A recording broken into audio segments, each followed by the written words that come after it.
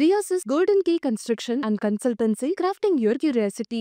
Anuj styles ரகங்கள் பலவிதம் ஒவ்வொன்றும் உலகத்தரம். ஹாலிடேஸ்னாலே அது நம்ம ஜிடி ஹாலிடேஸ் தான், சவுத் இந்தியாஸ் #1 டிராவல் பிராண்ட்.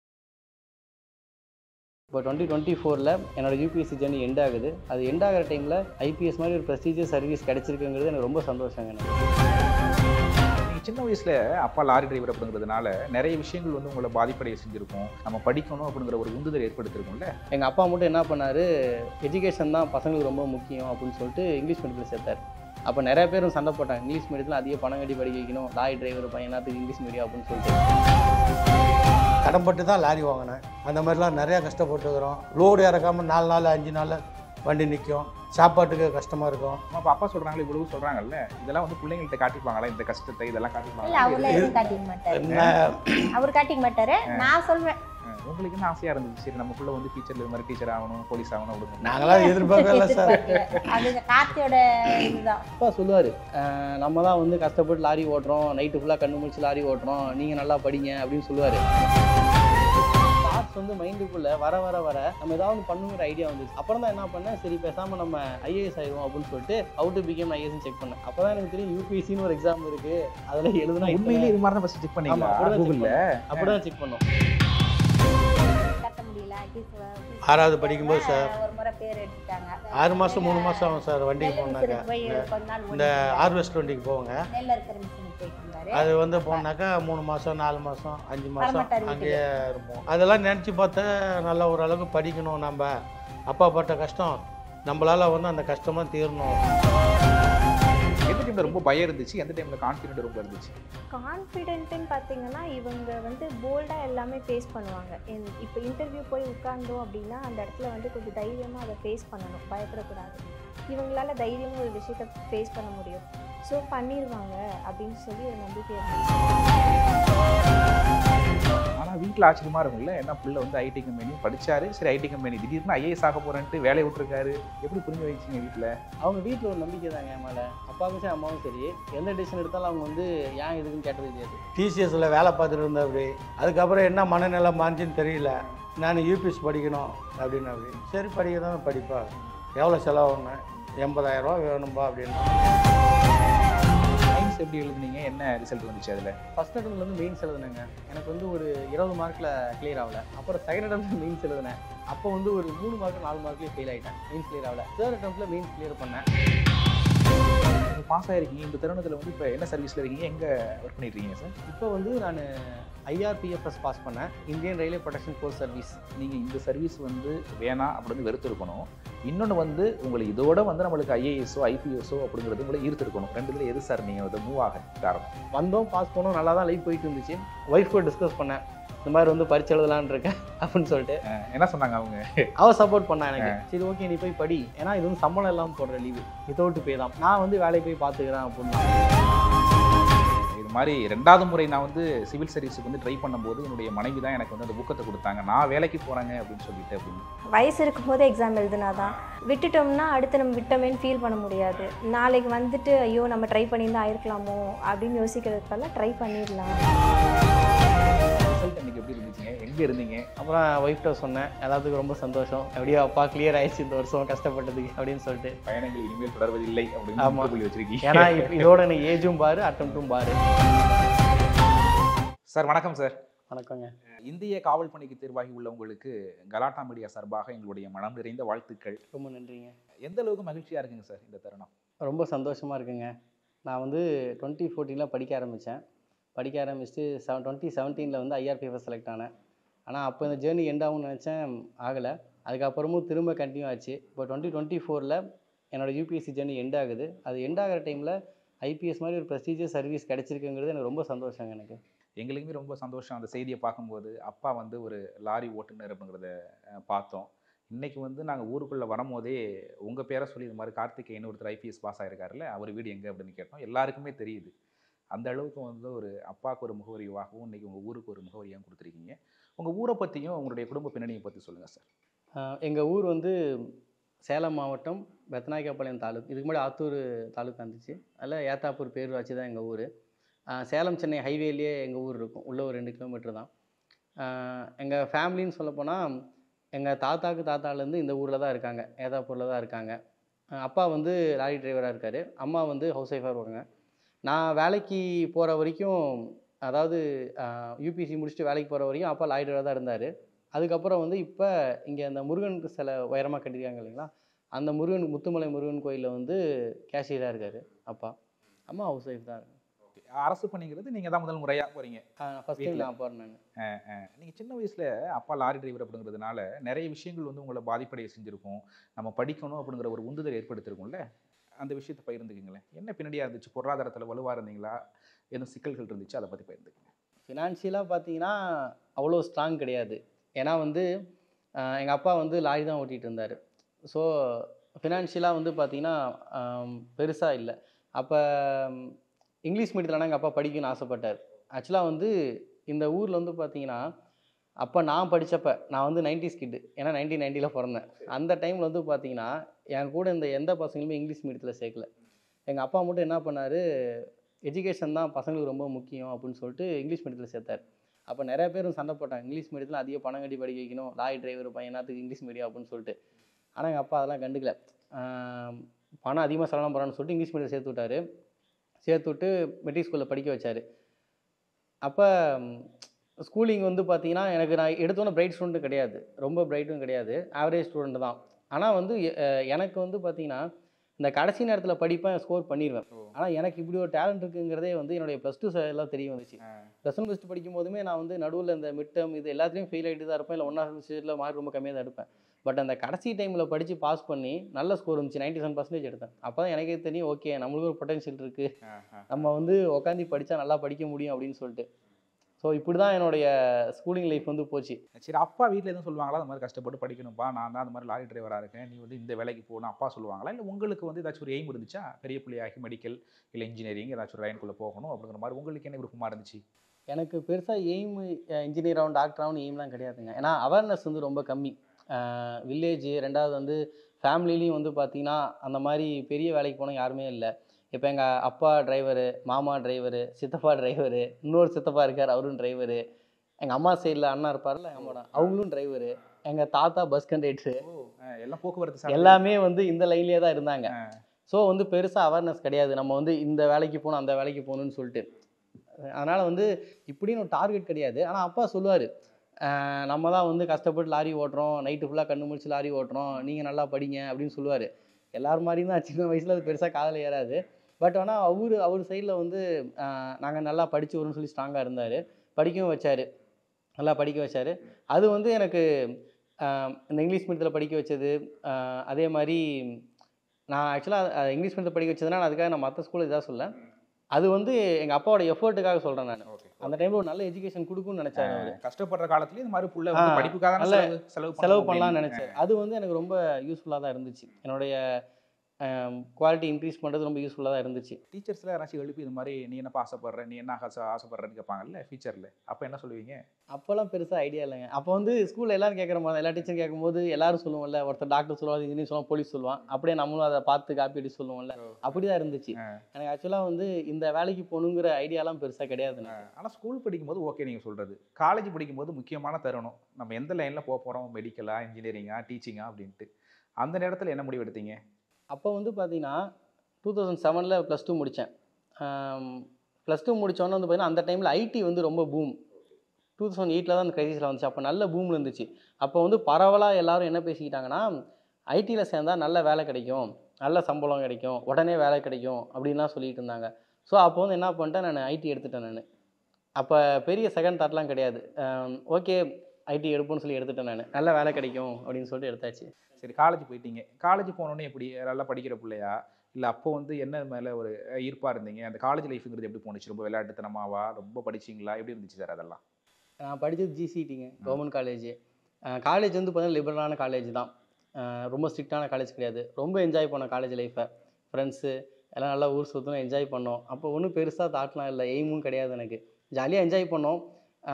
ஏதாவது ஒரு வேலைக்கு போயிடணும் அப்படின்னு சொல்லிட்டு ஒரு எண்ணம் மட்டும் இருந்துச்சு. அப்புறம் காலேஜில் பிளேஸ்மெண்ட் நடந்தப்போ TCSல வேலை கிடச்சிது. வேலைக்கு சேர்ந்துட்டேன். பிளேஸ்மெண்ட்லேயே வேலை கிடச்சிருச்சு. ஆனால் ஜாலியாக சுற்றணும் அப்படின்னு சொல்கிறீங்களா? ஆனால் நிறைய பேருக்கு வந்து இப்போலாம் ஜாலியாக இருந்த பையனா இன்றைக்கி வந்து ஏக்கு முன்னாடி சர்வீஸ் ஒன்று கிளியர் பண்ணியிருக்காரு, இப்போ ஒரு சர்வீஸ் கிளியர் பண்ணியிருக்காரு அப்படிலாம் தோணும். அந்த ஜாலிங்கிறது என்னன்னு சொல்லிடுங்க.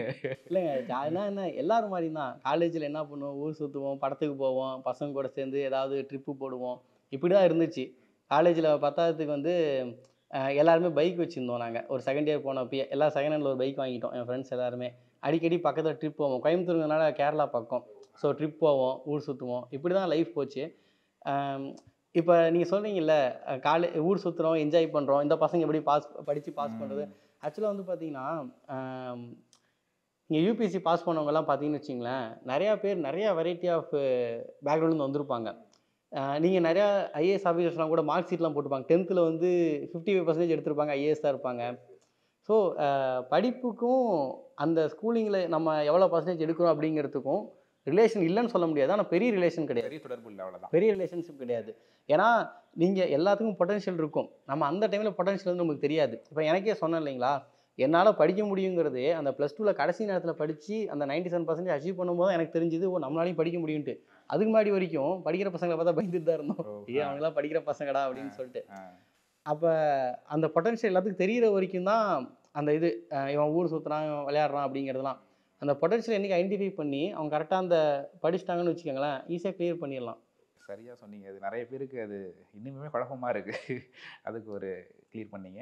சார், இப்போது காலேஜ் முடிச்சுட்டு பிளேஸ்மெண்ட்டில் செலக்ட் ஆகிட்டீங்க, புதுசாக சென்னைக்கு போகிறீங்க. எந்த அளவுக்கு வந்து அந்த ஜாப் அப்படிங்கிறது உங்களுக்கு ரொம்ப பிடிச்சி போய் ஜாயின் பண்ணீங்களா? அந்த ஒர்க் அப்படிங்கிறது எப்படி இருந்துச்சு? அந்த எக்ஸ்பீரியன்ஸ் அப்படிங்கிறது எவ்வளோ நாள் இருந்துச்சு? ஒர்க்கு நான் பிடிச்சி தாங்க ஜாயின் பண்ணேன். ஏன்னா வந்து டிசிஎஸ் வந்து எப்படின்னா ஒரு நல்ல ரெப்யூட்டட் கம்பெனி, ரொம்ப பேர் கம்பெனி. அங்கே வந்து பார்த்திங்கன்னா எம்ப்ளாயிஸோட வெல்ஃபேர் வந்து நல்லா பார்த்துப்பாங்க. நாங்கள் போகிறதுக்கு முன்னாடியே அந்த கான்செப்ட் வந்து எனக்கு ரொம்ப பிடிச்சிருந்துச்சு. எல்லாம் என்ன சொல்லுவாங்கன்னா, மற்ற கம்பெனியில் வந்து வாங்குகிற வேலையை விட இதில் வந்து ரொம்ப நார்மலாக தான் இருக்கும், எம்ப்ளாயி வந்து ரொம்ப நல்லா பார்த்துப்பாங்க, ஒர்க்கு வந்து வேலையை விட்டுலாம் தூக்க மாட்டாங்க, இந்த ரெசெஷன் வந்தால் கூட தூக்க மாட்டாங்க, அந்த மாதிரியான கம்பெனி அப்படின்னு சொன்னாங்க. ஸோ அதனால் சந்தோஷமாக போய் தான் ஜாயின் பண்ணேன். நான் போன உடனே சிங்கப்பூர் ஏர்லைன்ஸ் தான் என்னுடைய கிளைண்ட்டு. நல்ல டீமு, ரொம்ப சூப்பரான டீமு. நான் வந்து ஜாவா தான் ஒர்க் பண்ண டெக்னாலஜி, ரொம்ப அட்வான்ஸான டெக்னாலஜி அப்போ அந்த டைமில். இப்போயும் அதுதான் அட்வான்ஸான டெக்னாலஜி. நல்ல ஃப்யூச்சர் இருக்குது அப்படிங்கிற ஒரு நம்பிக்கையில் போய் சேர்ந்தேன். நான் ஒர்க்கு நல்லா தான் போயிட்டு இருந்துச்சு, அதெல்லாம் எந்த ஒரு குறையும் இல்லை. எந்த குறையில ரொம்ப பிடிச்ச வேலை தான் அது. ரொம்ப பிடிச்ச வேலை தான். அப்பா அம்மா அந்த முதல் மாதம் சம்பளம் ஃபுல்லாக ஐடியில் வந்து படிக்க வச்சு சென்னையில் வந்து ஒரு உத்தியோகத்தில் இருக்காங்க அப்படிலாம் எந்த அளவுக்கு மகிழ்ச்சியாக இருந்தாங்க அவங்களுக்கு ரொம்ப சந்தோஷங்க. ஏன்னா நான் வந்து அப்போ அந்த டைமில் வந்து எங்கள் ஊரில் வந்து ஒரு ரொம்ப விரலுட்டு எண்ணக்கூடியவங்க தான் வந்து வெளியில் போய் வேலைக்கு சேர்ந்தது ஐடி கம்பெனியில். அதில் நானும் ஒரு ஆளுங்கும் போது வீட்டில் ரொம்ப சந்தோஷம். பரவாயில்ல, பையன் எத்தனை வருஷம் கஷ்டப்பட்டு படிக்க வச்சோம், ஒரு நல்ல வேலைக்கு போயிட்டான் அப்படின்னு சொல்லிட்டு எல்லாருமே ரொம்ப ஹாப்பியாக இருந்தாங்க. ஓகே. எனக்கு ரொம்ப க்யூரியாசிட்டியாக நான் வந்து அதை உடைச்சிடக்கூடாதுன்னு நினைக்கிறேன். அந்த யூபிஎஸ்சிங்கிறது எப்போல்லாம் வந்துச்சுன்னு தெரியல, இது வரைக்கும் போயிட்டு இருக்கு. பிளேஸ்மெண்ட்டும் ஜாயின் பண்ணியாச்சு. சரி சொல்லுங்கள், அந்த டிசிஎஸ்லேருந்து எப்போ வந்து வெளியில் வந்தீங்க? ஆக்சுவலாக 3 வருஷம் வேலை பார்த்தேங்க டிசிஎஸில். 2011லேருந்து 14 வரைக்கும் 3 இயர்ஸ் வேலை பார்த்தேன். ஃபஸ்ட்டு ஒரு 2 வருஷம் வந்து எனக்கு யூபிஎஸ்சி பற்றிலாம் ஐடியாவே இல்லை. ஸோ 2 வருஷம் கன்டினியூஸாக வேலை பார்த்துட்டே இருக்கேன். ரெகுலர் ரொட்டீன் ஒர்க்கு தான், ஒரே ப்ராஜெக்ட் தான் வேலை பார்த்துருக்கேன். நல்லா ஸ்மூத்தாக தான் போயிட்டு இருந்துச்சு. ஆனால் எனக்கு என்னென்னா, ஃப்ரெண்ட்ஸுங்க கூட சேர்ந்து என்ன பண்ணுவோம், இப்போ சொசைட்டியில் வந்து டெய்லியும் ஏகப்பட்ட ஈவெண்ட்ஸ் பார்ப்போம். டெய்லியும் ட்ராவல் பண்ணுவோம், போவோம், வருவோம், சாட்டர்டே சண்டே ஃப்ரீயாக இருப்போம், நிறைய ஈவெண்ட்ஸ் பார்ப்போம். அப்போ எல்லாத்த பற்றி நமக்கு ஒரு தாட் இருக்கும், இதை இப்படி பண்ணலாம் அப்படி பண்ணலான்னு சொல்லிட்டு அதெல்லாம் ஃப்ரெண்ட்ஸ் டிஸ்கஸ் பண்ணிட்டே இருப்போம். அப்போ அந்த மாதிரி டைமில் வந்து இந்த தாட்ஸ்லாம் டிஸ்கஸ் பண்ணிட்டதோடு நின்றுட்டுருக்கு நம்ம லைஃப்பில். இதை வந்து நம்ம ப்ராக்டிக்கலாக எடுத்துகிட்டு வரணும், நம்மளுடைய தாட்ஸ் வந்து வீணாக போகக்கூடாது, ஏதாவது ஒன்று பண்ணணும். நம்ம இப்போ ஒன்று சொல்லிட்டே இருப்பாங்கல்ல, இவனை இப்படி சொல்லியே இப்படி ஆக்கிட்டாங்க அப்படின்னு சொல்லிட்டு, அந்த மாதிரி அந்த தாட்ஸ் வந்து மைண்டுக்குள்ளே வர நம்ம ஏதாவது ஒன்று பண்ணுங்கிற ஐடியா வந்துருச்சு. அப்புறம் தான் என்ன பண்ணேன், சரி பேசாமல் நம்ம ஐஏஎஸ் ஆயிடுவோம் அப்படின்னு சொல்லிட்டு ஹவு டு பிகம் ஐஏஎஸ்ன்னு செக் பண்ணேன். அப்போ தான் எனக்கு தெரியும் யூபிஎஸ்சின்னு ஒரு எக்ஸாம் இருக்குது, அதில் எழுதுனா உண்மையிலே இது மாதிரி தான் ஃபஸ்ட்டு செக் பண்ணி. ஆமாம், அப்படி தான் செக் பண்ணோம். வேலை செய்யும் போது செகண்ட் இயர் முடிச்சுட்டு கொஞ்ச நாள் இருக்கும்போது நான் செக் பண்ணேன், எப்படி IAS, how to become IAS அப்படின்னு சொல்லி செக் பண்ணோம். செக் பண்ண அப்போ வந்து பார்த்தீங்கன்னா நிறைய ஆர்டிக்கல்லாம் படிக்கும் போது அப்போ தான் தெரிஞ்சுது யூபிஎஸ்சின்னு ஒரு எக்ஸாம் இருக்குது. ஏன்னா எனக்கு தெரிஞ்ச ஐஏஎஸ் எப்படின்னா பரீட்சை வைப்பாங்க, ஐஏஎஸ் பரீட்சை வைப்பாங்க, ஐஏஎஸ் அதிகமாக இருக்கிறத ஐஏஎஸ் கொடுப்பாங்க, கம்மியாக இருக்கிறத ஐபிஎஸ் கொடுப்பாங்க. இதுதான் எனக்கு தெரிஞ்ச ஐடியா, சுத்தமாக ஐடியா கிடையாது எனக்கு. அப்போ எல்லாம் கூகுளில் செக் பண்ணும்போது ஆர்டிலாம் படிக்கும்போது யூபிஎஸ்சின்னு ஒரு எக்ஸாம் இருக்குது, அதில் வந்து நிறையா 24 டிஃப்ரெண்ட் சர்வீஸ் இருக்குது, அதை வந்து நம்ம ஒவ்வொன்றா எழுதி பாஸ் பண்ணலாம் அப்படிங்கிற ஐடியா வந்து எனக்கு கிடச்சிது. ஸோ அதுக்கப்புறமா இந்த ஐடியா இருந்துச்சு. இது வந்து பார்த்தீங்கன்னா, என்னால் டக்குன்னு டெசிஷன் எடுக்க முடியல. வேலைய விட்டு படிக்கலாமா? ஏன்னா வேலைய விட்டோம் அப்படின்னா சம்பளம் வராது. தம்பி காலேஜ் படிச்சுட்டு இருக்கான். நம்ம சம்பளத்த வீட்டுக்கு குடுத்துட்டு இருக்கோம். ஸோ அந்த கன்ஃப்யூஷன் இருந்துச்சு. அப்புறம் அப்படியே பொறுமையா இது வந்து அப்படியே ஓடிக்கிட்டே இருந்துச்சு. நடுவுல வந்து பார்த்தீங்கன்னா, இந்த அகாடமிஸ்லாம் போய் விசாரிக்க ஆரம்பிச்சோம். சங்கர் ஐஏஎஸ் இந்த ஆஃபீசர்ஸ் இந்த மாரிலாம். போய் விசாரிக்க ஆரம்பிச்சப்ப, அப்ப நல்லா தெரிஞ்சுக்கிட்டது என்னன்னா, ஒண்ணு படிச்சா உருப்படியா படிக்கணும். இல்ல அப்புட்ன்னா நம்ம வேலைய பார்த்துட்டு இருக்கணும். ஏன்னா 2த்தையும் பண்றது கஷ்டம். அப்படின்னு சொல்லி எனக்கு தோணுச்சு. ஏன்னா இதுக்கு நல்லா ஹார்ட் ஒர்க் பண்ணி இதை பத்தி ஏன்னா முன்னாடி எனக்கு எந்த அவேர்னஸும் கிடையாது. இப்போ சப்போஸ் அவேர்னஸ் இருக்கு. சின்ன வயசுலேருந்து நியூஸ் பேப்பர்லாம் படிப்பேன். எனக்கு வந்து டெய்லி ஹேப்பனிங் பத்தி ஐடியா இருக்குன்னா ஓகே. நம்மளுக்கு சுத்தமா கிடையாது. பிரசிடென்ட், பிரைம் மினிஸ்டர் வித்தியாசம் தெரியாது. அந்த லெவல்ல தான் இருந்துச்சு. ஸோ அப்போ என்ன பண்ணிட்டேன்னா வேலையை விட்டு படிக்கணுங்கிற எண்ணம். அப்படியே அந்த கடைசி நேரத்தில் ரொம்ப கன்ஃபியூஷனாக இருந்துச்சு. அப்புறம் சரி முடிவெடுப்போன்னு சொல்லி எடுத்துட்டேன். அந்த டைமில் தம்பிக்கும் வேலை கிடைச்சிது. ஸோ இனிமேல் ஃபினான்ஷியலாக வீட்டை பார்த்துப்பான், நம்ம படிக்க போயிருமேன்னு சொல்லிட்டு ரிசைன் பண்ணிட்டு படிக்க ஆரம்பிச்சிட்டேன் நான். ஆனால் வீட்டில் ஆச்சரியமாக இருக்கும்ல, என்ன புள்ள வந்து ஐடி கம்பெனி படிச்சாரு, சரி ஐடி கம்பெனி திடீர்னு ஐஏஎஸ் ஆக போகிறேன்ட்டு வேலையை விட்டுருக்காரு. எப்படி புரிஞ்சு வச்சிங்க வீட்டில்? அவங்க வீட்டில் ஒரு நம்பிக்கை தாங்க என் மேலே.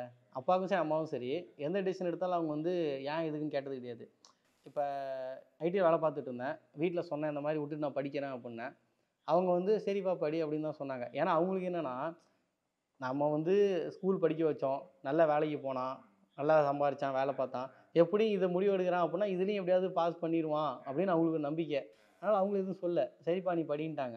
ஆனால் சார் இது எந்த புள்ளியிலேருந்து ஆரம்பிக்குதுன்னா, சமூகத்தில் நடக்கிற அநீதியோ ஏதாச்சும் ஒன்று வந்து ஒரு அக்கறையாக நம்ம ஒரு இடத்துல இருந்தால் தான் செய்ய முடியும். அது வந்து நம்ம வந்து ஒரு பொறுப்பில் போகணும் அப்படின்னு நினச்சிருக்கீங்கல்ல, அது எதை சார்ந்து பெரும்பாலும் உங்களுடைய அந்த ஒரு டிஸ்கஷனாக இருக்கட்டும், நண்பர்கள் கூட அது எதை சார்ந்து சார் இருக்கும்? இது நீங்கள் இந்த சமூக அநீதிலாம் சொன்னீங்கல்ல, அநீதி அந்த லெவலில் பெருசாலாம் யோசிக்க வேணாம். சரி ஏதாச்சும் செய்யணும். ஏதாவது இப்போ ஒன்றும் இல்லைங்க, நான் சிறுசையில் வந்து டெய்லியும் காலையில் பைக்கில் போவோம்.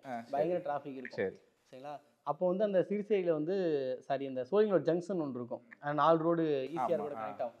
அப்போ வந்து பேசிகிட்டு இருப்போம், இந்த 4 ரோடு இந்த இடத்துல ஒன்று மேம்பாலம் கட்டணும், இல்லை அப்படின்னா 4 ரோட்டையுமே ஒரே இடத்துல விடாமல் நேராக விட்டு அந்த பால் பண்ண ஒன்று இருக்கும், அந்த இடத்துல ஒரு யூட்டர்ன் இருக்கும், பேசாமல் அப்படி விட்டுருவோமே நம்ம. ஏன்னா மெஜாரிட்டி டிராஃபிக் வந்து சிறுசேரிக்கு தான் போகுது, சிறுசேரி தான் வருது. இந்த நடுவில் 2 ரோடு குறுக்க கிராஸ் பண்ணுறதுனால தான் நிறைய டிராஃபிக் ஆகுது. இப்போலாம் டிஸ்கஸ் பண்ணுவோம். நாங்கள் டிஸ்கஸ் பண்ணி ஒரு 2-3 மாதத்துலேயே பார்த்தீங்கன்னா ரோடு டிராஃபிக் பேட்டர்ன் அந்த மாதிரி மாற்றினாங்க. சரிங்களா? பரவாயில்ல, நம்ம நினச்சது வருது அப்படின்னு சொல்ற மாதிரி ஏதோ ஒரு அதிகாரிகளோ மேல்மட்டத்தில் உள்ளவங்க நினைச்சிருக்காங்க. அப்புறம் வந்து பார்த்தீங்கன்னா நிறைய விஷயம் இந்த ஏதாவது நம்ம டெய்லி பார்க்குறோம் இல்லைங்களா, அப்போ வந்து இதை இப்படி பண்ணால் நல்லாயிருக்கும், அப்படி பண்ணால் நல்லாயிருக்கும் மைண்டுக்குள்ளே தோணிக்கிட்டே இருக்கும்ல. அந்த மாதிரி சின்ன சின்ன விஷயங்கள் தான், பெருசாக எதுவும் திடீர்னு ஒரு நாள் இம்பேக்ட் ஆச்சு அப்படிலாம் கிடையாது. ஓகே சார், நான் ஐஏஎஸ் ஆகிறது எப்படி அப்படின்ட்டு கூகுள்லேயும் சர்ச் பண்ணிட்டீங்க, கோச்சிங் சென்டர் ஜாயின் பண்ணால் தான் நம்ம பாஸ் ஆக முடியும் அப்படிங்கிற மாதிரி உங்களுக்கு ஒரு நம்பிக்கை வந்துருச்சு. ஃபஸ்ட்டு எங்கே போனீங்க, எங்கே ஜாயின் பண்ணீங்க, அதை பற்றி சொல்லுங்கள். எப்படி தொடங்குச்சு முதல் நாள் அப்படிங்கிறது யூபிஎஸ்சி ப்ரிப்பரேஷனில்? ஃபஸ்ட்டு வந்து பார்த்தீங்கன்னா வேலையில் இருக்கும் போதே போய் விசாரித்தேன். ஆக்சுவலாக வந்து அகாடமி போனால் தான் பாஸ் ஆக முடியும் அப்படிங்கிறது எனக்கு வந்த தாட்டு. அகாடமி போய் தான் பாஸ் ஆகணும்னு அவசியம் கிடையாது. ஏன் அப்படின்னா என்னோடய பேக்ரவுண்டு இந்த பரீட்சையை பற்றி ஒன்றும் தெரியாது எனக்கு. ஏன்னா நியூஸ் பேப்பர் படித்தது கிடையாது. ஏன்னா யூபிஎஸ்சி நியூஸ் பேப்பர் படிக்கிறதுக்கு ரொம்ப ரொம்ப முக்கியம். நான் அதை படித்ததே கிடையாது. ஸோ அந்த மாதிரி ஒரு பேக்ரவுண்ட் இருக்கும்போது எனக்கு அகாடமி தேவைப்பட்டுச்சு. ஸோ நான் என்ன பண்ணேன், அகாடமிலாம் போய் விசாரிச்சுட்டு காலேஜ் முடித்தோன்னே போய் சங்கர் ஐஏஎஸில் ஜாயின் பண்ணிட்டேன். ஜாயின் பண்ண உடனே ஃபஸ்ட் நாள் போகிறோம். நான் ஃபஸ்ட் நாளே வந்து கொஞ்சம் டைம் ஆயிடுச்சு. உள்ளே போய் பார்த்தா உள்ளே ஒரு 150 பேர் உட்காந்துருக்கேன். எல்லோரும் உட்காந்துருந்தாங்க, சீட்டே இல்லை.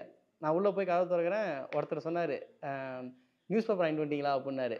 இல்லை நான் போய் வாங்கிட்டு வாங்க சார் கேட்பாரு அப்படின்னாரு. எதுக்கு நியூஸ் பேப்பர்லாம் சரின்னு சொல்லிட்டு கீழே கடையில் போனால் அவங்ககிட்ட போயிட்டு நியூஸ் பேப்பர் கொடுங்க, நான் என்ன பேப்பர் பண்ணாரு, தினத்தந்தி கொடுங்கலாம் அப்படின்னேன். தமிழ் பேப்பர் இல்லைப்பா, எல்லாரும் வந்து இங்கிலீஷ் பேப்பர் தான் கேட்பாங்க,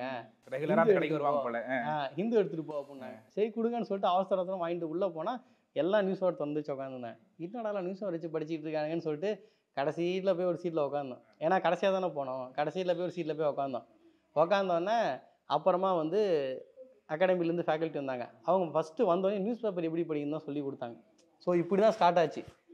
என்னன்னே தெரியாமல் இப்போ ஃபஸ்ட் கிளாஸ் நான் போகும்போது இப்படி தான் போனேன், என்னன்னே தெரியாமல். அப்புறம் நியூஸ் பேப்பர் எப்படி படிக்கணும்னு சொல்லி கொடுத்தாங்க.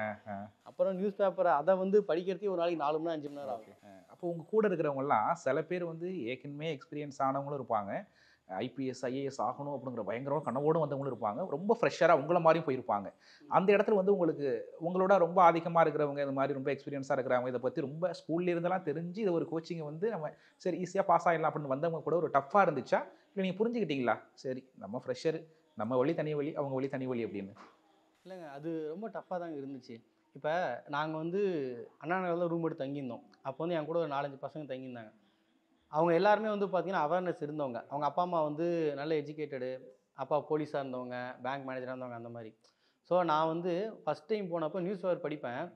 டிக்ஷனரி வச்சு ஒவ்வொன்றையும் நியூஸ் பேப்பர் மீனிங்லாம் இங்கிலீஷ் மீடியம் தான். பட் ஆனால் இருந்தாலுமே அந்த நியூஸ் பேப்பரில் இங்கிலீஷ் படிக்கிறது கஷ்டமாக தான் இருக்கும். ஸோ டிக்ஷனரி வச்சு நம்ம மீனிங்லாம் பார்த்து எழுதி அந்த நியூஸ் பேப்பரை படிக்கிறதுக்கு 4.5 மணி நேரம் கிட்ட ஆயிரும். 4.5 மணி நேரத்துக்கு மேலே ஆயிரும். என் கூட இருக்க பசங்க வந்து பார்த்தீங்கன்னா 1.5 மணி நேரத்தில் படிச்சிருவானுங்க. படித்து முடிச்சுட்டு இதில் காமெடியாக தான் படித்து முடிச்சுட்டு அந்த ஆர்டிக்கல் இருக்கும்ல, அதில் வந்து நம்ம ஒன்று அண்டர்ஸ்டாண்ட் பண்ணியிருப்போம்ல, அதான் அந்த பசங்க கிட்ட தம்பி இப்படி சொல்லியிருக்காங்கன்னா சொன்ன வச்சிங்க. அவன் வந்து நான் அப்படிலாம் இல்லைண்ணா தெளிவாக படிக்கணும் வேறு மாதிரி சொல்லியிருக்காங்க அப்படிமா. ஏன் அப்படின்னா நம்ம கஷ்டப்பட்டு ஒவ்வொன்று மீனிங் எழுதி படித்தது தப்பாக படிச்சிருப்போம். அதான் அந்த அண்டர்ஸ்டாண்டிங் வந்து அவ்வளோ கிளியராக இருக்காது. ஆரம்பத்தில் இந்த கஷ்டம் வந்துச்சு. அப்புறம் ஒரு வருஷம் போனதுக்கப்புறம் பார்த்தீங்கன்னா நியூஸ் பேப்பர் எடுத்தால் 1/2 அன் ஹவரில் முடிக்கிற அளவுக்கு அந்த நாலேஜ் டெவலப் ஆயிடுச்சு ஆட்டோமேட்டிக்காக. ஓகே. கூட இருந்தவங்க வந்து உங்களுக்கு வந்து எந்த அளவுக்கு இது மாதிரி நீங்கள் இது மாதிரி புரிஞ்சிக்க முடியல அப்படினால அவங்க ஹெல்ப் பண்ணாங்களா, இல்லை அவங்க வேலையை பார்த்துட்டு இருந்தாங்க, நீங்கள் உங்கள் வேலையை பார்த்துக்கிட்டு உங்களுக்குள்ளே நீங்களே அதை வந்து மெருகு ஏற்றிக்கிட்டீங்களா? இல்லைங்க, பொதுவாக சப்போர்ட் பண்ணுவாங்க. யூபிஎஸ்சி படிக்கிற எல்லா பசங்களுமே மெஜாரிட்டி வந்து சப்போர்ட் பண்ணுவாங்க. இப்போ எனக்குமே வந்து பார்த்தீங்கன்னா நான் ஃபஸ்ட்டு நியூஸ் பேப்பர் படிக்கிறதுக்கோ இல்லை புக்ஸ் படிக்கிறதுக்கோ, ஏன்னா எல்லாமே என்சிஆர்டி புக்கு கஷ்டப்பட்டப்போ கூட ஃப்ரெண்ட்ஸும் சப்போர்ட்டாக தான் இருந்தாங்க எல்லாருமே. அது நம்மளுக்கு ஹெல்ப்ஃபுல்லாகவும் இருக்கும் நம்மளுக்கு. ஓகே. எத்தனை நாள் கோச்சிங் சென்டர் போனதுக்கப்புறம் சார் உங்களுக்கு ஒரு மன நிறைவு வந்திருக்கும்ல? ஓகே, இதுதான் சிலபஸ்ஸு, இதுதான் இதை படித்தா போதும் அப்படிங்கிற மாதிரி என்னைக்கு அந்த ஒரு நிறைவு அப்படிங்கிறது வந்துச்சு? எனக்கு வந்து ஒரு 10 மந்த்ஸு அந்த ஒரு கோர்ஸ் கம்ப்ளீட் பண்ண பார்த்தீங்களா, அந்த கோர்ஸ் கம்ப்ளீட் பண்ண உடனே ஃபஸ்ட் அட்டம்ப்ட்டு நான் ப்ரிலிம்ஸ் எழுதுறேன். ப்ரிலிம்ஸ் பாஸ் பண்ணிட்டேன். ஃபஸ்ட் அட்டம்ப்ட்டில் சரிங்களா? படித்து ஃபஸ்ட் அட்டம்ப்ட் எழுதும் போது பாஸ் பண்ணிட்டேன். அப்பயே எனக்கு கான்ஃபிடென்ட் வந்துருச்சு. அப்பாடா நம்மளால பாஸ் பண்ண முடிஞ்சோம் ஓகே அப்படின்னு சொல்லிட்டு. அந்த ப்ரிலிம்ஸ் பாஸ் பண்ணதுலேருந்தே ஒரு நம்பிக்கை, ஓகே நம்ம படிச்சிடலாம்னு சொல்லிட்டு. அதுக்கப்புறம் நான் அகாடமிலாம் போகல. அதுக்கப்புறம் பார்த்தீங்கன்னா சைதை குருசாமிக்கு போவேன், மெயின்ஸ் டெஸ்ட் பேட்ச் எழுதுவேன், சங்கரில் ஒரு டெஸ்ட் பேட்ச் எழுதுவேன். ஏன்னா நம்ம எந்த அளவுக்கு நிறைய எழுதுறோமோ அந்தளவுக்கு யூஸ்ஃபுல்லாக இருக்கும் நம்மளுக்கு. ஸோ அதெல்லாம் பண்ணுவோம். ஸோ அப்போ வந்து அதுக்கப்புறம் நானே படிச்சுக்கிட்டது தான். அதுக்கப்புறம் ஒரு அகாடமிக்கும் போகல. ஆனால் நிறைய பேர் வந்து ரொம்ப ஸ்கூலில் வந்து காலேஜிலேருந்து ஐபிஎஸ்ன்னு இதை பற்றி பயங்கர ஒரு விழிப்புணர்வு இருக்கும். அவங்களே ஃபஸ்ட் அட்டம்ப்ட்ல கிளியர் பண்ண மாட்டாங்க. நீங்கள் எதுவுமே தெரியாமல் எப்படி ஐஏஎஸ் ஆகுறதுன்னு கூகுளில் சர்ச் பண்ணிவிட்டு ஃபஸ்ட்டு ஃபிலிம்ஸ்லேயே கிளியர் பண்ணுறீங்க அப்படின்னா என்ன தாரகம் வந்துடும் சார்? ஒன்றும் இல்லைங்க, நீங்கள் சொன்னீங்கல்ல இப்போ நிறைய பேர் வந்து ஐஏஎஸ் ஐபிஎஸ் தெரியும் சின்ன வயசுலேருந்து ஆகும்னு சொல்லிட்டு. என் கூட சில ஃப்ரெண்ட்ஸ்லாம் இருந்தாங்க, நான் பேர் சொல்ல. அவங்க வந்து பார்த்தீங்கன்னா ஐஏஎஸ் ஐபிஎஸை பற்றி எக்கச்சக்கமாக தெரியும். ஈவன் அவங்க வந்து சின்ன வயசு நியூஸ் பேப்பர் படித்தவங்களாக இருப்பாங்க. ஆனால் வந்து அவங்க அட்டெம்ப்ட் கிளியர் பண்ண மாட்டாங்க. காரணம் என்ன தெரியுங்களா? அந்த கன்சிஸ்டண்ட்டாக படிக்க மாட்டாங்க அவங்க. ஒன்று என்னென்னா அவங்களுக்கு தெரியும் நம்ம பார்த்துக்கலாம் அப்படிங்கிற எண்ணம். ரெண்டாவது கன்சிஸ்டன்சி இருக்காது. இப்போ என்னை பொறுத்த வரைக்கும் நான் கிளியர் பண்ணது ரீசன் என்ன சொல்லுவேன்னா கன்சிஸ்டன்சி தான். நான் வந்து சங்கரில் படிக்கிறப்ப ஒரு நாள் கூட லீவ் போட்டது கிடையாது. டெஸ்ட் பேட்ச் ஒன்று கூட மிஸ் பண்ணது கிடையாது. ஏன்னா எனக்கு தெரியும் இருந்த வேலையை விட்டுட்டு வந்து படிக்கிறோம், இது போச்சுன்னா அவ்வளோதான் அப்படின்னு சொல்லிட்டு ஒரு பயம். அதே மாதிரி அந்த ஒரு நாளைக்கு வந்து அந்த 8 மணி நேரம் படிக்கிறேன் அப்படின்னா நான் கடைசி வரைக்கும் 8 மணி நேரம் படித்தேன். நான் பாஸ் பண்ணுற வரைக்குமே 8 மணி நேரம் படித்தேன். நான் கம்மியாக சொல்கிற மாதிரி இருக்குது, ஒரு 10-15 மணி நேரம்லாம் படிக்கலாம். இல்லைங்க, அவ்வளோலாம் படிக்கிறது கஷ்டங்க. நான் காலையில் 6 o'clock எழுந்திரிப்பேங்க. எழுந்திரிச்சா ஜிம்முக்கு போவோம். என் கூட அனில்னு ஒருத்தன் இன்கம் டேக்ஸ் இன்ஸ்பெக்டர் தான், அவன் தான் என்னுடைய பட்டி பேர். அங்கே போவோம், போயிட்டு 6:30 மணிக்கு போவோம், போயிட்டு ஒரு 8 மணிக்கு ரிட்டர்ன் வந்துடுவோம். 9 மணிக்கு கிளாஸுக்கு போவோம். சரிங்களா? கிளாஸ் இருந்துச்சுன்னா. இல்லை அப்படின்னா ஒரு 9 மணிக்கு படிக்க ஆரம்பின்னு வச்சிங்களேன், 10, 11, 12, 1 4 மணி நேரம் காலையில். அதுக்கப்புறம் மத்தியானம் ஒரு சின்னதாக ஒரு தூங்கணும். அதுக்கப்புறம் மத்தியானம் ஒரு 2 hours, ஈவினிங் ஒரு 2 hours, இவ்வளோ தான். இதுக்கு மேலே நீங்கள் படிச்சிங்கன்னு வச்சிங்களேன், ஃபஸ்ட்டு நாள் 12 மணி நேரம் படிப்பீங்க, அதே மாதிரி ஒரு வாரம் படிப்பீங்க, திரும்ப அடுத்த மாதம் நீங்கள் 12 மணி நேரம் படிக்க முடியாது, குறைய ஆரம்பிச்சிடும். அதுக்கப்புறம் நீங்கள் புக்கு தூக்கி போட்டு போடான்றீங்க. ஸோ கூட இருந்தவங்களா சார் உங்களை மாதிரி தானே, இல்லை அதிகமாக படிப்பாங்களா உங்களோட? யார் பசங்க கூட இருந்தவங்களா? அவங்க கூட இல்லை, அது ஒவ்வொருத்தரும் ஒரு மாதிரி மாறி இருக்கும். சில பேர் வந்து நான் சொன்னேன் பார்த்தீங்களா, சில பேர் வந்து எடுப்பில் 12 மணி நேரம் படிப்பாங்க ஒரு நாளைக்கு. கன்யூஸாக 12 மணி நேரம் படிப்பாங்க ஒரு மாதத்துக்கு. அதுக்கப்புறம் உடம்பு தாங்காது. ஏன்னா உங்கள் மைண்டு ரெஃப்ரெஷ் ஆகிட்டே இருக்கணும் உங்களுக்கு. சரிங்களா? ரெஃப்ரெஷ் ஆகலை அப்படின்னா உங்களால் படிக்கவே முடியாது. அப்போ என்ன பண்ணுவாங்க, அடுத்த மாதம் வந்து பார்த்தா திடீர்னு பார்த்தா பிரேக் எடுத்துருவாங்க. இல்லை அப்படின்னா அப்படியே டைம் வந்து டிராஸ்டிக்காக குறைச்சிருவாங்க. அந்த மாதிரி ப்ராப்ளம்லாம் இருக்கும். அதனால் என்ன பண்ணுன்னா ஒரு ஆப்டிமம் டைம் எடுத்துக்கணும். இந்த டைம் தான் நம்மளுக்கு வந்து நம்மளுடைய ஹெல்த்தையும் பார்த்துக்கணும், நம்ம பிரெயினையும் ரெஃப்ரெஷ்ஷாக வச்சுக்கணும். அதே மாதிரி படிப்பையும் இது பண்ணணுன்னா ஒரு ஆப்டிமம் டைம் தான். அது என்னை பொறுத்த வரைக்கும் ஒரு 8 மணி நேரமாக இருந்துச்சு. அதை நான் ஃபாலோ பண்ணேன். நான் ப்ரிலிம்ஸ் வந்து கிளியர் பண்ணதுக்கு அப்புறமும் சரி கோச்சிங் சென்டர் இனிமேல் நமக்கு வேணாம் அப்படிங்கிற நம்பிக்கை எது கொடுத்துச்சு? அதுக்கப்புறம் வந்து உங்களுடைய பயணங்கிறது எப்படி இருந்துச்சு? கோச்சிங் சென்டர் வேணாம் இந்த சென்ஸ் அப்படின்னா இதுக்கு மேலே வந்து கிளாஸ் போய் அட்டெண்ட் பண்ண தேவையில்லை. ஆனால் இந்த மெயின்ஸ் எழுதுறதுக்கு டெஸ்ட் பேட்ச் எழுதுறதுக்கு ப்ரிலிம்ஸ் டெஸ்ட் பேட்ச் வந்து கோச்சிங் சென்டர் தேவைப்பட்டுச்சு எனக்கு. இப்போ டெஸ்ட் பேட்ச்னு போடாங்க ஒவ்வொரு கோச்சிங் சென்டர்லையும், அதெல்லாம் போய் எழுதுவோம் நான். ஏன்னா அப்போ தான் நம்ம எவாலுவேட் பண்ண முடியும் இல்லைங்களா, அதனால் அதெல்லாம் போய் எழுதுவேன் நான். ஆனால் கிளாஸஸ் தேவைப்படல எனக்கு. சார் இப்போ ப்ரிலிம்ஸுக்கு அப்புறம் மெயின்ஸுக்கு தயாராகும் போது படிக்கிற நேரத்தையோ இல்லை உங்களுடைய ஸ்கெடியூலையோ வந்து கொஞ்சம் வித்தியாசப்படுத்த வேண்டியது இருந்துச்சா, இல்லை அதே மாதிரி தானே சார் தொடர்ந்துச்சு? இல்லை, நேரத்தை பொறுத்த வரைக்கும் எந்த சேஞ்சஸும் பெருசாக இல்லைங்க. படிக்கிற அந்த விதம் தான். இப்போ ப்ரிலிம்ஸ் பார்த்தீங்கன்னா அப்ஜெக்டிவ் டைப்பு. ஸோ அதுக்கு வந்து பார்த்தீங்கன்னா நம்ம மனப்பாடம் பெருசாக பண்ண தேவையில்ல. நம்ம வந்து அந்த ஃபேக்ட்ஸ்லாம் எப்படி ஞாபகம் வச்சுக்கணும், எப்படிலாம் ட்ரிக்ஸாக கொஸ்டின் கேட்பாங்க, அதுக்கு நம்ம எப்படி நெகட்டிவ் மார்க்ஸ் வராமல் ஆன்சர் பண்ணுங்கிறதெல்லாம் தெரிஞ்சுக்கிட்டால் போதும். மெயின்ஸுங்கிறது ஃபுல்லாக டிஸ்ட்ரிபியூட் டைப்பு. 20 கொஸ்டின் கேட்பாங்க. அந்த 20 கொஸ்டினையும் 3 மணி நேரத்தில் எழுதணும். நீங்கள் ரைட்டிங் ப்ராக்டிஸ் நிறையா வேணும். அந்த 20 கொஸ்டினும் வெவ்வேறு கொஸ்டினாக வெவ்வேறு டாப்பிக்கில் இருக்கும். ஸோ அது எல்லாத்தையுமே நீங்கள் ரீகலெக்ட் பண்ணி எழுதணும் நீங்கள் படித்ததை. அப்படிங்கும்போது அதை வந்து நம்ம ரீகலெக்ட் பண்ணுற மாதிரி மெத்தடில் படிக்கணும். இப்போ ஃபார் எக்ஸாம்பிள் வந்து பார்த்தீங்கன்னா ப்ரிலிம்ஸ் படிக்கிறப்போ வந்து புக்கை ரீசன் பண்ணிட்டே வருவோம் 3-4 தடவை. ஏன்னா உங்களுக்கு ஃபேக்ட் மறக்கக்கூடாது, எந்த பாயிண்ட்ஸும் மிஸ் ஆகக்கூடாது. ஒரு டாப்பிக்கில் வந்து நிறைய இன்டர்பிரேஷன் வரும் திரும்ப திரும்ப படிக்க. அதை வச்சு தான் நீங்கள் வந்து அந்த நெகட்டிவ் மார்க்ஸ் அவாய்ட் பண்ண முடியும். அப்போ டெஸ்ட் பேட்ச் எழுதும். இதே மெயின்ஸ் பார்த்தீங்கன்னு வச்சிங்களேன், ஒரு டாபிக் வந்து கேட்குறாங்கன்னா டக்குன்னு உங்களால் வந்து அந்த டைமுக்குள்ளே ஒரு 10 பாயிண்ட்டை வந்து ரீகலெக்ட் பண்ண முடியணும். ஸோ அது ரொம்ப முக்கியம். அது வந்து 20 டிஃப்ரெண்ட் கொஸ்டினுக்கு பண்ணணும். நீங்கள் அதை பண்ண முடியும்னா நீங்கள் படிக்கும்போது என்ன பண்ணணும்னா, ஒவ்வொரு டாப்பிக்கும் நீங்கள் படிக்கும்போது இதில் இந்த பாயிண்ட்ஸ்லாம் ரீகலெக்ட் பண்ணுவேன், இந்த எக்ஸாம்பிள் எழுதுவேன், இந்த ஃபேக்ட் இதில் எழுதுவேன், அப்படிலாம் நீங்கள் ரீகலெக்ட் பண்ணணும். ஸோ அந்த படிக்கிற மெத்தடும் மாறுமே தவிர அந்த டைமிங்கு மற்றபடி அந்த கன்சிஸ்டன்சி எல்லாமே அப்படியே தான் இருக்கும். மெயின்ஸ் எழுதும்போது வந்து நல்ல ஒரு விழிப்புணர்வோ மற்றபடி உங்களுக்கு புரிதல் அப்படிங்கிறது வந்துருச்சு இதுதான் அப்படின்னு. அதெல்லாம் வந்துருச்சு. மெயின்ஸ் எழுதுறப்பலாம் எனக்கு நல்லா அண்டர்ஸ்டாண்டிங். அப்போ யாராச்சும் கைட் பண்ணாங்களா, சரி இது மெயின்ஸுக்கு வந்துட்டு தம்பி இனிமேல் இப்படி தான் அடுத்த இன்டர்வியூ இப்படி தான் இருக்க போகுது அப்படிங்கிற மாதிரி யாராச்சும் கைட் பண்ணாங்களா, இல்லை நீங்களே தானா? இல்லை, அது நிறைய பேர் பண்ணுவாங்க. கைடன்ஸுங்கிறது எப்பயுமே நம்மளை சுற்றி கிடைச்சிட்டே தான் இருக்கும். அதுவும் நம்ம அண்ணா நகருங்கிறது யூபிஎஸ்சி படித்தான ஒரு ஹப்பு மாதிரி. ஒரு ஹப். அங்கே நிறையா பேர் நம்ம சீனியர்ஸ் இருப்பாங்க, ஃப்ரெண்ட்ஸ் இருப்பாங்க. எனக்கெல்லாம் ஏகப்பட்ட சீனியர் கைட் பண்ணாங்க. இப்போ ஜிம்முக்கு போனால் கூட ஒரு அண்ணா இருப்பார், அவர்லாம் வந்து சொல்லுவார், தம்பி அவர் வந்து இது வரைக்கும் மெயின்ஸ் கிளியர் பண்ணல, ஆனால் இருந்தாலுமே அவர் எக்ஸ்பீரியன்ஸ் இருக்கும், என்னென்ன தப்பு பண்ணலான்ட்டு. தம்பி நீ நல்லா எழுதி பார்த்துட்டு நான்லாம் வந்து எழுதி பார்க்காம போய் இதை மிஸ் பண்ணிட்டேன் அப்படிம்பாங்க. ஒரு சில என்ன சொல்லுவார், தம்பி டயக்ராம்லாம் போட்டு எழுதணும்னா அப்போ தான் மார்க் வரும்பாங்க. இந்த மாதிரி கைடன்ஸ்லாம் நிறைய கிடைக்கும்.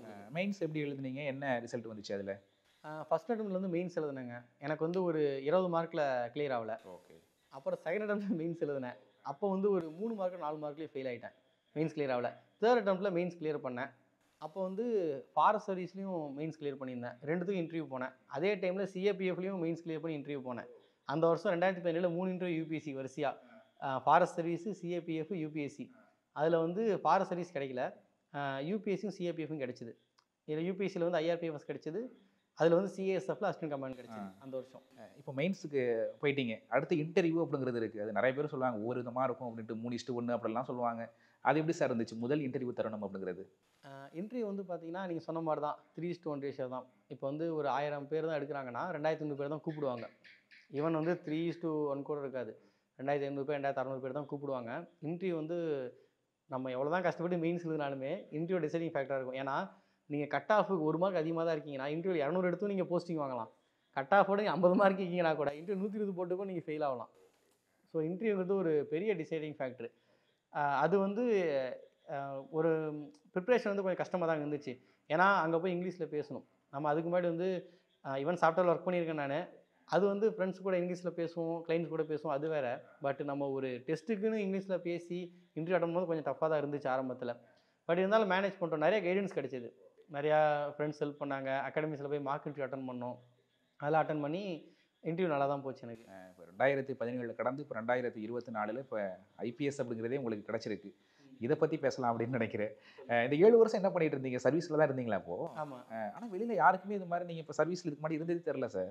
அது என்னன்னா இப்போ ஐபிஎஸ்னு எல்லாத்துக்கும் தெரியுது, ஐஆர்பிஎஃப்ஸ்னால் பெருசாக ஐடியா இருக்காதுல்ல. ஆனால் நார்த்தில் பயங்கரமான ஒரு விழிப்புணர்வு இருக்கும். நார்த்தில் இருக்கும். நார்த்தில் வந்து பார்த்தீங்கன்னா கவர்மெண்ட் சர்வீஸ்னாவே நம்ம சவுத் இந்தியாவோட நிறைய அவேர்னஸ் இருக்கும். ஈவன் நீங்கள் பார்த்துருப்பீங்கல்ல, ரயில்வே எக்ஸாம்ஸாக இருக்கட்டும், எஸ்எஸ்பியாக இருக்கட்டும், ஆர்ஆர்பியாக இருக்கட்டும், எல்லாத்துலேயுமே நார்த் இந்தியன்ஸ் அதிகமாக கிளியர் பண்ணுவாங்க. அதனால தான் வந்து பார்த்தீங்கன்னா இப்போ நம்ம சென்ட்ரல் கவர்மெண்ட் ஜாப்ஸில் தமிழ்நாட்டில் நார்த் இந்தியன்ஸ் இருக்காங்க. ஏன்னா அவங்களுடைய அவேர்னஸ் வந்து கவர்மெண்ட் எக்ஸாம் ரொம்ப அதிகம் நீங்கள் கம்பேர் பண்ணும்போது. நீங்கள் இப்போ பாஸ் ஆகிருக்கீங்க, இந்த தருணத்தில் வந்து இப்போ என்ன சர்வீஸில் இருக்கீங்க, எங்கே ஒர்க் பண்ணிட்டுருக்கீங்க சார்? இப்போ வந்து நான் ஐஆர்பிஎஃப்எஸ் பாஸ் பண்ணேன், Indian railway protection force service 2017 pass பண்ணேன். அப்புறம் 2 வருஷம் லக்னோவில் வந்து ட்ரைனிங், ஜேஆர்ஆர்பிஎஃப் அகாடமின்னு. அதுக்கப்புறம் வந்து 2020 நியூ டெல்லி ஸ்டேஷனில் அசிஸ்டன்ட் செக்யூரிட்டி கமிஷனராக போஸ்டிங் பண்ணாங்க. அங்கே 2.5 இயர்ஸ் இருந்தேன். அதுக்கப்புறம் 1 இயர் லீவ் எடுத்துகிட்டு யூபிஎஸ்சி படித்தேன். மெயின்ஸ் முடித்தோன்னே லீவ் முடிஞ்சுது. உடனே போய் நியூ டெல்லியில் போய் ஜாயின் பண்ணேன். ஜாயின் பண்ணிட்டு நான் வந்து இங்கே மதுரை பக்கம் போஸ்டிங் கிடைச்சா நல்லாயிருக்கும், ஏன்னா வேக்கண்ட் இருந்துச்சு. டிஜிட்ட ரெக்வஸ்ட் பண்ணேன். அவர் பரவாயில்ல கன்சிடர் பண்ணார். ஏன்னா அப்போ வந்து எனக்கு ஒரு குழந்தை, 2வது குழந்தை பிறக்க போகுது அந்த டைமு. ஸோ நான் அவர்கிட்ட ரெக்வஸ்ட் பண்ணேன், சார் 2 குழந்தை பிறக்க போகுது, கொஞ்சம் ஊர் பக்கம் தான் நல்லாயிருக்கும், டெல்லியில் ஒரு டென்யூர் முடிச்சிட்டேன் நான் அப்படின்னேன். அப்புறம் அவர் வந்து மதுரை பக்கம் போஸ்டிங் போட்டாங்க. இப்போ வந்து மதுரையில் டிவிஷனல் செக்யூரிட்டி கமிஷனராக இருக்கேன் நான். சார் 2017 வந்து சர்வீஸில் ஜாயின் பண்ணிட்டீங்க. ஒரு அழகான ஒரு யூபிஎஸ்சி சர்வீஸு, இந்தியா முழுக்க வந்து நிறைய பேர் போட்டி போட்டுக்கிட்டு வந்து கிடச்சிடாதா அப்படின்னு ஏங்குற ஒரு வாய்ப்பு. உங்களுக்கு அந்த வாய்ப்பு கிடச்சிருச்சு. ஒன்று, நீங்கள் இந்த சர்வீஸ் வந்து வேணாம் அப்படின்னு வெறுத்துருக்கணும். இன்னொன்று வந்து உங்களுக்கு இதோட வந்து நம்மளுக்கு ஐஏஎஸ்ஸோ ஐபிஎஸ்ஸோ அப்படிங்கிறது உங்களை ஈர்த்துருக்கணும். 2ல் எது சார் நீங்கள் அதை மூவ் ஆக காரணம்? இந்த சர்வீஸ் வேணாங்கிறதுக்காக நான் படிக்கலை. ஆக்சுவலாக வந்து ரயில்வே போலீஸுங்கிறது ரொம்ப அருமையான சர்வீஸு. இந்த சர்வீஸ் மாதிரி ஒரு ட்ரூ ஆல் இந்தியா சர்வீஸ் எதுவுமே நீங்கள் பார்க்க முடியாது. ஏன் அப்படின்னா கனெக்டிவிட்டி வந்து பார்த்திங்கன்னா த்ரூ அவுட் இந்தியா இருக்குது. த்ரூ அவுட் இந்தியா போஸ்டிங் போடுவாங்க. நம்ம நிறையா இடத்துல போய் ஒர்க் பண்ணலாம், நிறையா கல்ச்சர், நிறையா மக்களை பார்க்கலாம். அதுவும் இல்லாமல் டெய்லி நீங்கள் வந்து 2 கோடி மக்கள் கூட டச்சிலேயே இருப்பீங்க. ஏன்னா மக்களுடைய ரயில் ட்ராவலை வந்து நீங்கள் தான் சேஃப்டி என்ஷூர் பண்ணுறீங்க. அதே உங்களுக்கு ஒரு பெரிய ஹாப்பினஸ் கொடுக்கக்கூடிய ஒரு சர்வீஸ் தான். நிறைய மக்கள் ஹெல்ப் பண்ணுவோம். நாங்கள் வந்து இப்போ மதுரையிலே பார்த்தீங்கன்னா டெய்லியும் பேக்கை மிஸ் பண்ணுவாங்க, மொபைல் மிஸ் பண்ணுவாங்க, மொபைல் தெஃப்ட் ஆகும், செயின் ஸ்நாச்சிங் நடக்கும், மெடிக்கல் ரெசிடென்ட்ஸ் நிறையா கேட்பாங்க, ஹார்ட் அட்டாக் வரும், திடீர்னு மயக்கம் போடுவாங்க, உடம்பு சரியில்லாமல் போகும், ஏகப்பட்ட ஹெல்ப் பண்ணுவோம். அதெல்லாம் ஹெல்ப் பண்ணும்போது அவங்க ரொம்ப சந்தோஷப்படுவாங்க பேசஞ்சர்ஸு. சில டைம் வந்து பார்த்திங்கன்னா சின்ன சின்ன விஷயத்துக்கு கூட ஹெல்ப் கேட்பாங்க, சலிக்காமல் பண்ணுவோம். சார்ஜர் மிஸ் பண்ணிட்டு போயிடுவாங்க, கம்ப்ளைண்ட் கொடுப்பாங்க, எடுத்து கொடுப்போம். அதெல்லாம் ரொம்ப சந்தோஷப்படுவாங்க. அந்தளவுக்கு வந்து பார்த்திங்கன்னா டெய்லி நீங்கள் வந்து ஒரு 100 பேர்த்த சந்தோஷமாக வச்சுக்கிற மாதிரியான ஒரு சர்வீஸ் தான் இந்த ரயில்வே ப்ரொடெக்ஷன் ஃபோர்ஸ் அப்படிங்கிறது. சரிங்களா? இந்த சர்வீஸ் எனக்கு ரொம்ப மனசுக்கு பிடிச்ச சர்வீஸு. பட் இருந்தாலும் எனக்கு ஒரு ஃபீல் என்ன அப்படின்னா, இப்போ நம்ம ரயில்வேல மட்டும்தான் ஒர்க் பண்ணுறோம், ரயில் பேசஞ்சர்ஸ் மட்டும்தான் நம்ம ஒர்க் பண்ணுறோம், வெளியில் நம்ம கான்சன்ட்ரேட் பண்ணுறது கிடையாது. ஸோ நம்ம கொஞ்சம் டைவர்சிஃபைடான வேலைக்கு போகணும். இது வந்து ஒரு ஏரியாவில் மட்டும் தான் ஒர்க் பண்ணுறோம். மேபி அதுவே கூட எனக்கு ஒரு தூண்டுதலாக இருந்திருக்கலாம். இதில் நம்ம இவ்வளோ தூரம் பண்ணுறோம், இவ்வளோ பேர் சந்தோஷப்படுறாங்க, இன்னும் நம்ம வந்து டைவர்சிஃபைடான ஏரியாவுக்கு போனால் இன்னும் நல்லா வேலை செய்யலாம்ல, நல்ல எக்ஸ்போஷர் கிடைக்கும். இப்போ ஈவன் வந்து பார்த்தீங்கன்னா ஐபிஎஸ்ங்கும் போது எல்லாத்துக்கும் தெரிஞ்ச சர்வீஸு, நிறையா மக்களுக்கு வந்து கனெக்ட் ஆகக்கூடியது, நிறைய ஏரியாவில் இது பண்ணலாம்ல, அதுவாக கூட இருக்கலாம். அதனால் வந்து ஐஏஎஸ்ஸாக இருந்துச்சு, ஐபிஎஸ்ஸாக இருந்துச்சா அந்த ஒரு ஆர்வம்? இல்லை, ஐஏஎஸ் தான் இருந்துச்சு. ஐஏஎஸ் தான் இருந்துச்சு. ஏன்னா எல்லாத்துக்குமே அல்டிமேட் ஐஏஎஸ் தான். சரிங்களா? ஏன்னா ஐஏஎஸ்ங்கும் போது நீங்கள் வந்து எல்லா மினிஸ்ட்ரியும் ஒர்க் பண்ணுவீங்க, எல்லா டிபார்ட்மெண்ட்லையும் ஒர்க் பண்ணுவீங்க, எல்லா இடத்துக்கும் ஆப்பர்ச்சுனிட்டி கிடைக்கும். ஐபிஎஸ்ஸை விட கூட ஐஏஎஸ்ல டைவர்சிட்டி அதிகம், ஐபிஎஸ்ல டைவர்சிட்டி அதிகம். பட் இருந்தாலும் கன்சிடர் பண்ணும்போது கம்பேர் பண்ணும்போது அதில் கொஞ்சம் அதிகம் ஐஏஎஸ்ல. ஸோ அதனால் வந்து நம்ம அடுத்த வேலைக்கு போவோம், வந்தோம், பாஸ் பண்ணோம், நல்லா தான் லைஃப் போயிட்டு இருந்துச்சு. ஒய்ஃப் கூட டிஸ்கஸ் பண்ணேன், இந்த மாதிரி வந்து பரிட்சை எழுதலான்னு இருக்கேன் அப்படின்னு சொல்லிட்டு. என்ன சொன்னாங்க அவங்க? அவள் சப்போர்ட் பண்ணா எனக்கு. ஆக்சுவலாக வந்து அப்போ ஒரு குழந்தையும் பிறந்துருச்சு, எனக்கு பையன் இருக்கான். அப்போ வந்து நான் அவள்கிட்ட கேட்குறேன், இந்த மாதிரி வந்து இந்த வேலையிலேயே இருந்தோம்னா ஒரே ஏரியாக்குள்ளே நம்ம இருந்துருவோம், ரயில்வேக்குள்ளேயே நம்ம வந்து அது எழுதி அடுத்தது போகலாம் அப்படின்னு சொல்லிட்டு அவள்கிட்ட டிஸ்கஸ் பண்ணுறேன். அப்புறம் அவள் வந்து பார்த்தீங்கன்னா சரி ஓகே நீ போய் படி, ஏன்னா இது வந்து சம்பளம் இல்லாமல் போடுற லீவு, வித்தவுட் பே தான், நான் வந்து வேலையை போய் பார்த்துக்கிறேன் அப்படின்னா. ஸோ அவள் கொடுத்த தைரியம் தான் விட்டுட்டு நம்ம படிக்க ஆரம்பிச்சதே.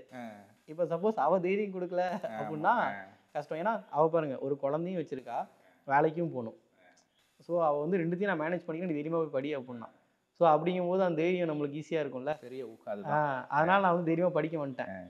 படிக்க வந்துட்டீங்க, ஓகே. இதுக்கு முன்னாடி ஒரு 5-6 வருஷத்துக்கு முன்னாடி புத்தகத்தை எடுத்திருப்பீங்க, அது திடீர்னு எப்படி ஆரம்பத்திலிருந்து தொடங்குறது மாதிரி இருந்துச்சா, இல்லை இதுதான் இது ஒரு ஃபார்முலா அப்படிங்கிறது உங்களுக்கு ஈஸியாக இருந்துச்சா சார் அடுத்து கண்டினியூ பண்ணுறது அப்படிங்கிறது? அதுதாங்க யூபிஎஸ்சியினுடைய ஒரு இதே. யூபிஎஸ்சிங்கிறது இதுதான் சிலபஸ்ஸு, இப்படி தான் படிக்கணும் அப்படின்னு எந்த ஒரு கட் அண்ட் ரைட்டும் கிடையாதுங்க.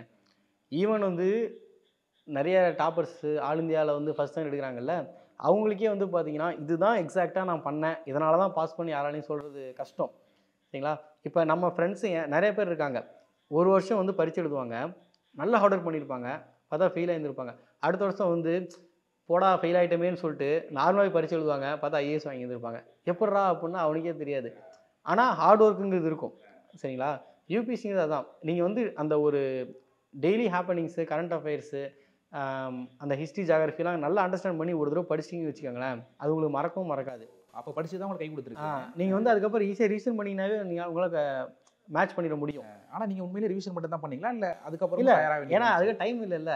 எனக்கு வந்து ப்ரிலிம்ஸுக்கு 2 மாதம் தான் டைம் இருந்துச்சு. சரிங்களா? அதுக்கப்புறம் மெயின்ஸுக்கு நடுவில் ஒரு 2 மாதம் டைம் இருந்துச்சு. இதில் எனக்கு ரிவிஷன் பண்ணுறது தான் டைம் இருந்துச்சு. முன்னாடி ப்ரிப்பேர் பண்ணி வச்சு ரிவிஷன் பண்ணி அப்புறம் எல்லாத்தையும் எடுத்து ரிவிஷன் பண்ணிட்டு போனோம். இதில் இன்னொரு இது என்னன்னா ஜியாகிரஃபி ஆப்ஷனல் நான். சரிங்களா? நான் வந்து ஜாகிரபி ஆப்ஷனில் உயர கொடுத்து படித்தது 2017. அப்போ 260 தான் எடுத்தேன்.